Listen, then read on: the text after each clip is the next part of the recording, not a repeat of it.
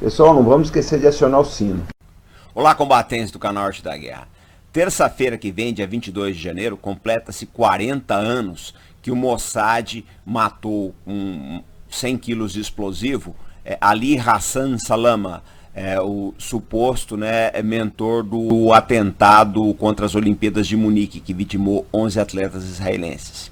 Bom, no vídeo de hoje nós vamos contar essa história, né?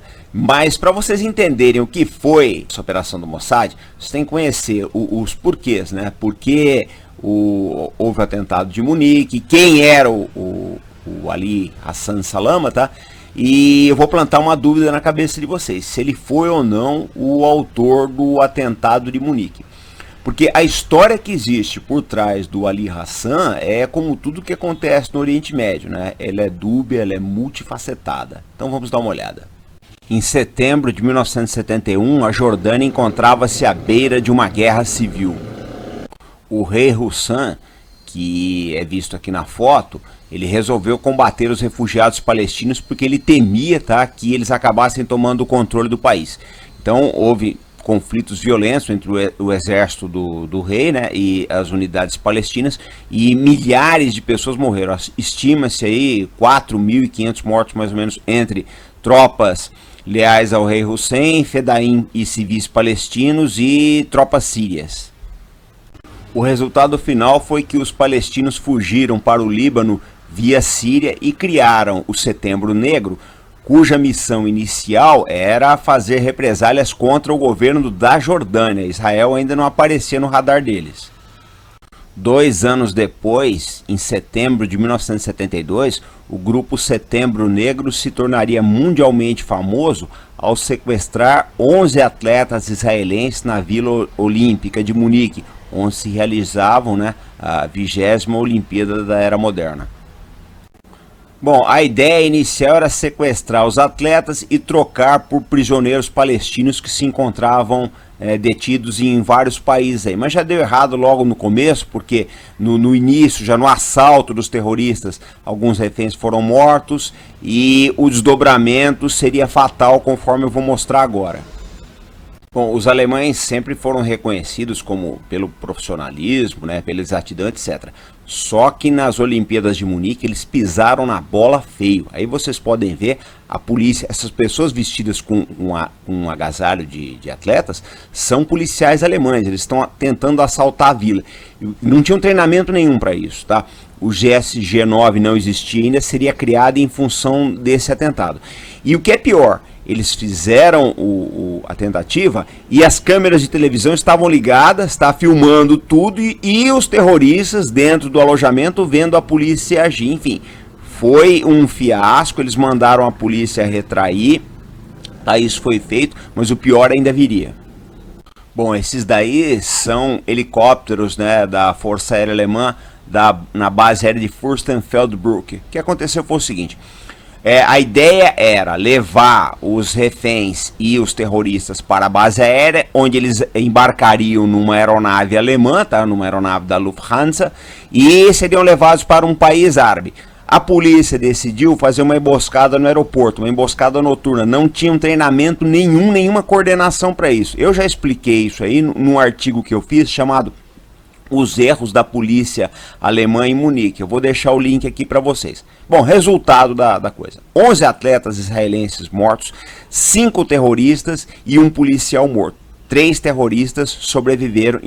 Os terroristas sobreviventes seriam trocados um mês depois pelo governo da Alemanha, por reféns de um voo da Lufthansa, de uma aeronave igual a que vocês veem aí na foto. A Alemanha foi muito criticada por Israel e vários países, tá? Eles liberaram os terroristas e o Muammar Gaddafi na Líbia deu asilo para esses integrantes do Setembro Negro. Essa senhora aqui é Golda Meir, a famosa primeira-ministra de Israel por 5 anos, tá? Poucos dias depois do atentado em Fürstenfeldbruck, da morte dos atletas, ela deu autorização para a Operação Ira de Deus, tá? Seria uma caçada que o Mossad faria aos integrantes do Setembro Negro pela Europa inteira e alguns países do Oriente Médio. E é isso que nós vamos ver agora, tá? Bom, pessoal, nesse ponto nós temos diversas considerações a fazer, Porque diz-se que a Golda, que era uma pessoa com uma visão muito humanista, tá, das coisas, ela teria hesitado bastante em dar essa ordem de execução, tá, de liberar as equipes de caça do Mossad pela Europa para matar os executores do Setembro Negro, mas por fim ela acabou cedendo. Mas o que acontece é o seguinte, né? A visão comum que as pessoas têm é que essa era uma operação de vingança. Na verdade, o escopo não era esse, era um escopo de intimidação.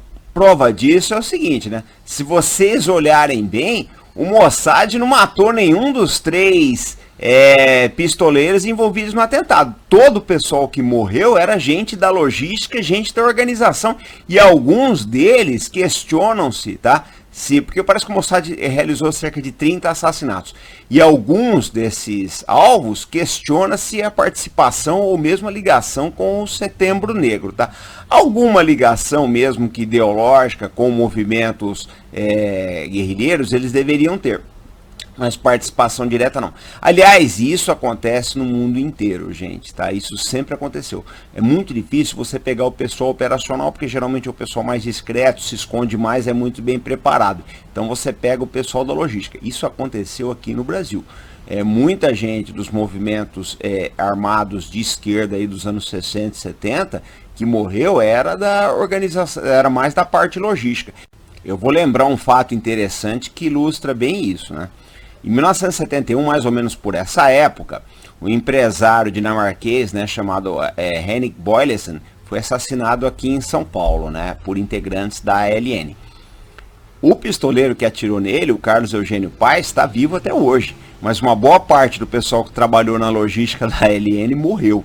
Então isso é muito comum acontecer na repressão a movimentos terroristas, tá, gente? O pessoal logístico anda mais devagar e acaba sendo pego ou preso ou morre, tá? Isso aí é uma tendência.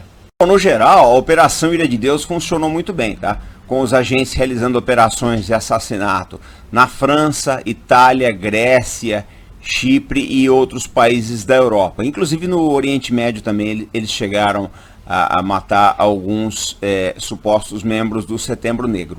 Até que eles tiveram um problema na Noruega. Bom, gente, essa é a aprazível cidade de Lillehammer, no interior da Noruega, né? Ela tem hoje 28 mil habitantes, mais ou menos. Ou seja, no início dos anos 1970, ela deveria ter mais ou menos aí metade, 1/3 disso. E por incrível que pareça, foi exatamente nessa cidade que o Mossad teve um dos maiores fracassos da sua história. Bom, vocês imaginam então, tá? Numa cidade de 10 a 15 mil habitantes, de repente chegam 15 pessoas com sotaque estrangeiro, que foi o que aconteceu. Se infiltrou uma equipe de 15 agentes do Mossad. Eles tinham recebido uma pista, tá? Que o Ali Hassan Salama estava morando em Lillehammer, né? Então eles descobriram, acharam um cara com a idade dele também, com sotaque árabe, que falava outras línguas, falaram, esse aqui mesmo. Aí foram lá e deram 12 ou 13 tiros nele e em seguida se evadiram. Só que eles foram descobrir que não era o Ali Hassan Salama, e sim um garçom de origem marroquina, tá? Chamado Ahmed Bouchiki. Bom, dos 15 agentes, 9 conseguiram fugir, inclusive os 2 assassinos. Mas 6 foram presos, tá? E eles começaram a dar, alguns deram todo o serviço. Então o que aconteceu? Acharam uma chave com ele, uma chave francesa.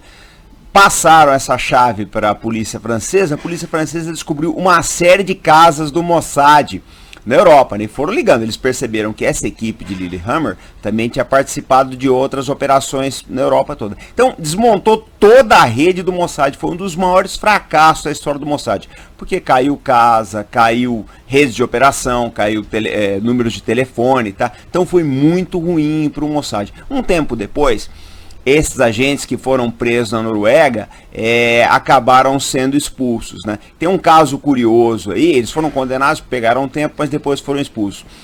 Que uma das agentes, chamada Silvia Rafael, ela acabou casando com o advogado norueguês dela. É uma história curiosa, uma agente do Mossad que se casa com seu advogado. Mas enfim, o caso Bouchiki foi um fracasso grande para o Mossad. A Operação Ira de Deus, nesse ponto ela foi interrompida, tá? O governo da Golda não voltou mais a trabalhar isso. as coisas só voltaram com o governo Menachem Begin, tá? No final dos anos 1970. Mas o Ali Hassan Salama estava entalado na garganta do Mossad, principalmente por causa dessa operação Ira de Deus. Bom, gente, ironia do destino, o Mossad estava procurando o Ali Hassan Salama na Noruega, mas ele estava pertinho de casa, estava no Líbano, perto de Israel. Os israelenses tentaram matar ele no Líbano, fizeram diversas operações aí, mataram alguns agentes do Setembro Negro no Líbano, mas não conseguiram pegar o Ali Hassan Salama. Então eu vou contar um pouco da história da vida do Ali Hassan, para vocês conhecerem ele, o perfil, e a gente volta dizendo como é que foi o planejamento e execução dessa operação. Bom, gente, esse aí é o Ali Hassan Salama, tá? Ele nasceu em 1940 em Jaffa, né? E na Palestina, na época Palestina, né? Hoje é Israel. Ele era filho de um herói árabe lá das guerras contra os britânicos, tá? E era um sujeito muito bem apessoado, muito inteligente, falava várias línguas, estudou na Alemanha, estudou na Rússia também, tá? Gostava da boa vida, de carros de esporte, gostava de badalar na noite, gostava de praticar esportes. E as pessoas gostavam muito dele, diz que era uma pessoa assim com quem você gostaria de viajar, de conversar, enfim, ele era muito sociável, né? Agora, tem um outro lado, né? Uma pessoa com esse perfil é fácil de ser localizada, né? Não é o perfil ideal para o chefe de operações de uma organização terrorista. Bom, essa moça aí é a Georgina Rizik. Ela é libanesa e foi Miss Universo em 1971, uma mulher belíssima. E ela se casou com o Ali Hassan Salama em 1978, eles tiveram filhos, tá? E ele tinha uma vida social normal, ele circulava pelas ruas de Beirute aí, era uma pessoa fácil de ser localizada, não tinha como o Mossad não rastreá-lo, era muito fácil você rastrear o Ali Hassan Salama. Até é discutível, né? A gente pensar como ele durou tanto tempo aparecendo tanto, tá? Mas o fato, eu acho que é mais pela troca de administração. Entrou o Menachem Begin em 1979 e deu a ordem para a execução. Bom, essa foto aqui é interessante, tá? Vocês veem o Ali Hassan no centro, tá? E o Arafat à direita da tela do vídeo. Ele tem diversas fotos com Yasser Arafat, que foi o líder da Organização para a Libertação da Palestina, né? Então ele era homem de confiança do Arafat, inclusive ele tinha muito trânsito entre organizações libanesas que eram adversárias da Organização para a Libertação da Palestina, né? Era um homem que transitava entre vários mundos, era uma pessoa realmente importante para o movimento palestino. Bom, gente, aí a pergunta, né? O Ali Hassan Salama tinha ligações com o atentado de Munique? Provavelmente sim, é uma razoável possibilidade da resposta ser sim. Agora, ele foi o planejador? Muito provavelmente não. Foram outros planejadores. Ele deveria ter sua ligação, deve ter dado algum apoio, alguma coisa assim. Agora, pelas pesquisas que eu fiz, o Mossad acreditava piamente que o Ali Hassan Salama estava envolvido até o pescoço no planejamento de Munique, razão pela qual ele entrou na lista de alvos, né? Agora, o Salama planejou uma operação para matar a primeiro-ministro Golda Meir na Itália em 1973. Em janeiro de 73, a Golda ia visitar o Papa Paulo VI, né, de avião, e eles planejaram uma operação com mísseis antiaéreos Estrela russo, contrabandeados através da Iugoslávia, mas o Mossad se infiltrou na operação e conseguiu frustrar a mesma. Essa daí leva a assinatura do Ali Hassan Salama. Outra coisa interessante, pessoal, isso aqui que eu vou falar agora é muito interessante. O Ali Hassan Salama casou com a Georgina, né, em 1978, 6 anos depois do atentado de Munique. A lua de mel eles passaram no Havaí, eles visitaram a Disneylândia. Então não dá para entender como o chefe de operações de uma organização terrorista, né, super conhecida, tem entrado em território americano, transitado, saindo de lá sem nenhum problema. O que se sabe é que as ligações do Ali Hassan Salama com a CIA a Central Intelligence, agência americana, agência central de inteligência, eram enormes, tá? Provavelmente era o Ali Hassan Salama que fornecia segurança para a embaixada americana em Beirute. Eu lembro que anos depois houve um atentado contra a embaixada americana e 70 pessoas morreram. Tá? Isso bem depois já da morte do Ali Hassan Salama. Então, o que eu quero dizer para vocês é o seguinte: esse mundo da espionagem, esse mundo das relações internacionais, ninguém é 100% bom ou 100% mal, nada é preto ou nada é branco, tudo é muito cinza. Às vezes as pessoas são boas, outras vezes as mesmas pessoas que são boas são ruins, fazem coisas ruins, pessoas ruins acabam fazendo boas ações. É muito complicado, é muito nebuloso, é o que eu estou falando para vocês. Um dos terroristas mais procurados por Israel passou a sua lua de mel nos Estados Unidos da América. Bom, o fato é que em 1979 o Menachem Begin, primeiro-ministro de Israel, deu luz verde para o Mossad executar o Ali Hassan Salama em Beirute. Recebida a ordem, né, era uma questão apenas de planejamento operacional / logístico.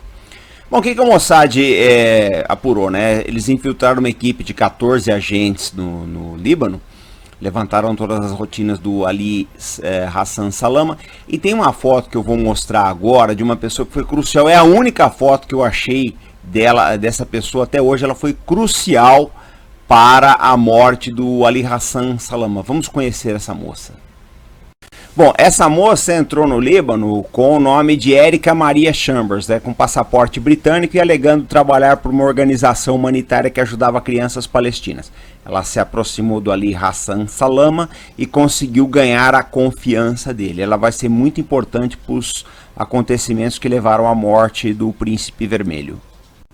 Bom, gente, é o seguinte, então o Ali Hassan foi colocado em vigilância no padrão comum do Mossad, né, um pessoal para execução, um pessoal de vigilância, pessoal de logística. Eles acharam o seguinte: poderiam tentar matá-lo a tiros em Beirute, só que ele andava com seguranças, então ia ser muito difícil. Eles calcularam o seguinte: se houver um tiroteio, os agentes não vão conseguir fugir. E uma das tarefas do Mossad, eles sempre planejam a missão com uma rota de fuga, tá? Vocês viram o que aconteceu em Lillehammer, que eu contei aí. 6 foram capturados, mas os outros 9 conseguiram fugir.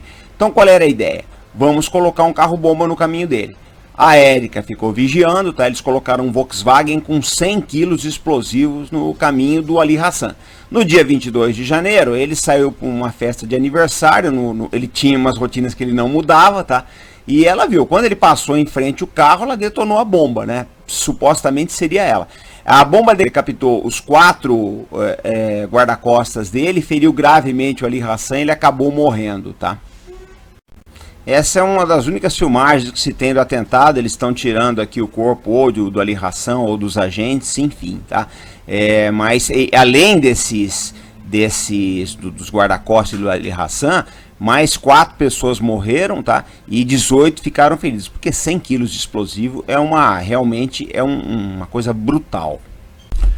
Bom, gente, uma boa pedida para quem quer conhecer a Operação Ira de Deus é o Munique do Steven Spielberg, tá? O filme de 2005. Mas ele não desce nos detalhes que a gente colocou aqui, tá? Mas o filme é bacana, mostra as operações, né? Como o Mossad trabalha. É bem parecido com o que aconteceu. Na verdade, eu acho que nós nunca vamos ter toda a noção do que aconteceu naqueles anos. Agora, gente, um documentário imperdível é Um Dia de Setembro, tá? Do Simon Reeve. Eu coloquei o trailer na nossa comunidade, vale a pena, um documentário muito bem feito, tá? Mostra o desenrolar daquele atentado, então como os caras entraram, entrevista os parentes das vítimas, sobreviventes. É realmente um documentário emocionante mesmo, é de chorar, muito bacana, muito realista sobre o atentado contra os israelenses em Munique em 1972. Bom, gente, então essa foi a bibliografia que nós usamos aqui nesse vídeo, tá? Teve que ser muito pesquisado. Então tem esse aqui, Mossad, os carrascos do Kidon, que vocês acham na nossa lista de desejos da Amazon, tá? Esse aqui também, Mossad, as grandes missões do Serviço Secreto Israelense, também tem na lista da Amazon. Esse aqui, Contra-Ataque, do Aaron Klein, é específico sobre a Operação Ira de Deus. Vale a pena dar uma lida, é um dos inspiradores do filme do Spielberg. E esse aqui tá A Hora da Vingança. todos esses que eu falei até agora tem na Amazon, tá? Esse aqui também foi um dos inspiradores do Spielberg. Agora eu vou falar de um livro que é raríssimo, não tem na Amazon e é uma das inspirações, tá? Esse aqui, As Marcas da Decepção, já falei várias vezes aqui, foi o livro que inspirou, inclusive, o Frederick Forsyth. Esse livro não tem na Amazon, não tem em lugar nenhum. Tem na estante virtual, tá R$254. Eu acho mais simples e mais barato vocês assistirem os vídeos, porque eu tô sempre falando desse livro aqui. Aos poucos nós vamos delineando todas as operações do Mossad que aparecem nele, tá? Eu lembro o seguinte, pessoal, dá uma olhadinha na lista de desejos, que tem mais coisas do Mossad lá, tá? Eu coloquei esses 4 aí, porque são os que mais aparecem, mas tem bastante coisa lá em inglês também, tá? Eu quero ver se eu faço mais vídeos aí do Mossad, tá?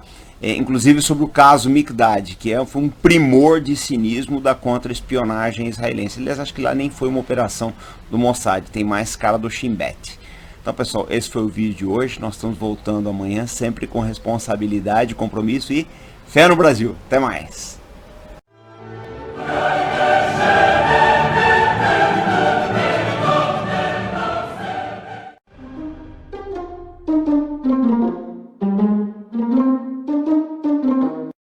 Pessoal, não vamos esquecer de acionar o sino.